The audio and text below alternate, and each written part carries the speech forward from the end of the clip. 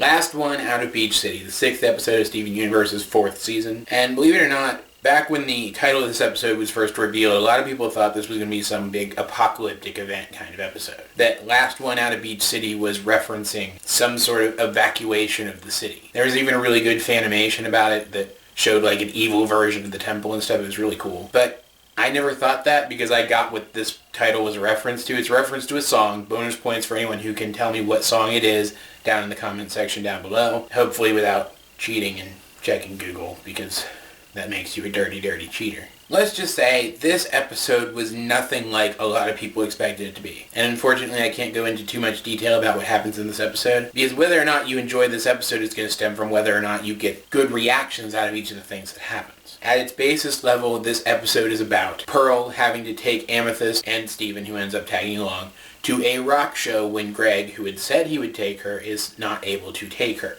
And it all stems from the fact that Steven and Amethyst don't think that she's cool, don't think that she can be rebellious, despite the fact that she was literally a political rebel. And so she's got something to prove, and she dresses up in an outfit that seems to be inspired by Lauren Zook's Bad Pearl sketch, I think is what people are calling it. It was floating around online for a while. I'll try to find a copy of it and put it up here. And while they are on their way to this concert, they run into this girl, and she's very reminiscent of Rose. She has similar eye shape, similar nose shape, similar mouth shape, similar facial shape. She has the same color hair. Her hair falls in a similar way around her face. Her body type is similar. She's a similar height. But she's also very, like, punk rock-ish. She's got an edge to the way she looks. And even that really isn't something that sets her too far apart from Rose, because Rose was a huge rock and roll fan. She just didn't really look it. And Pearl is immediately taken with this girl and immediately wants to talk to her, and you can tell that she wants to talk to her. And Amethyst can tell that she wants to talk to her. And the entire rest of this episode is about Pearl trying to prove to the others and to herself that she still has an edge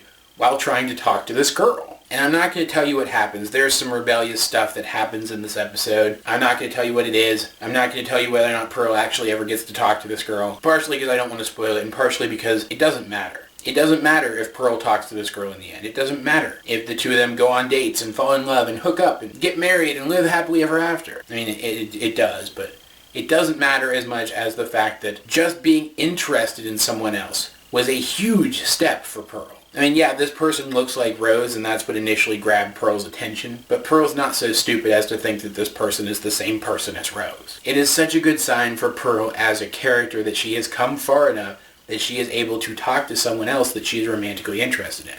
That she is able to be romantically interested in someone else. It means that she's finally starting to get over Rose, which is something that she's needed to do for a very long time, and I'm very happy for her. But it also doesn't matter because this was less an episode of Steven Universe and more one of those coming-of-age teen rebellion high school movies. You know the ones I'm talking about, where the nerdy kid tries to prove that he has some kind of edge and goes out on crazy hijinks and gets into trouble, and maybe there's a hint at the end that he might get to form a relationship with his crush. And I say his because this character is typically male. This episode subverted that by making this character Pearl. Pearl is this character in this episode. They even, at the end of the episode, credit Pearl, Steven, and Amethyst with their character archetypes from this genre of movie. And I should probably be upset by some of the things that Pearl does in this episode because she's not a very good influence on Steven in this particular episode, but I don't care. Because by being a very clear reference to this style of movie, this genre of movie, it also had a very similar tone to this style of movie. All through this episode you have this sense where this is the night where these characters can make these mistakes and everything still turn out fine. And I ate it up. I absolutely loved it. Probably because I love this type of movie. I have no idea why. I just am a huge fan of the genre. And this was basically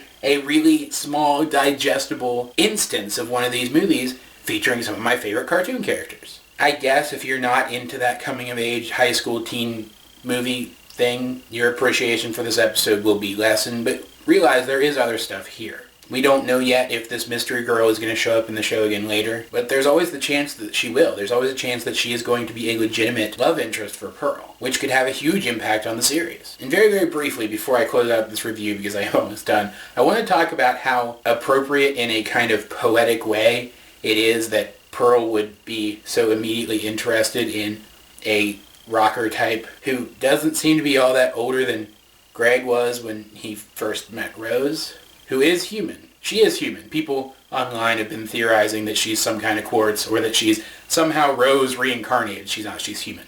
Gems can recognize other gems. They did not recognize this girl as a gem. She's human. It's like this is the slightly Rose-esque female version of Greg. And here is Pearl maybe falling for her. I don't know why that feels so appropriate and so poetically right, but it does. At the end of the day, guys, I absolutely adored this episode. It didn't really further the lore much. We do learn that the gems aren't actually citizens and don't actually have things like driver's licenses, but that's about it. Structurally, this episode actually felt a lot more like one of the human-centric episodes, just with gem characters in the forefront instead, and I absolutely ate it up. But guys, what did you think of this episode? Let's get a discussion going in the comment section down below. I'm getting to the point where I can say that really fast. Either way, this has been AJ22, and I will talk to you guys later.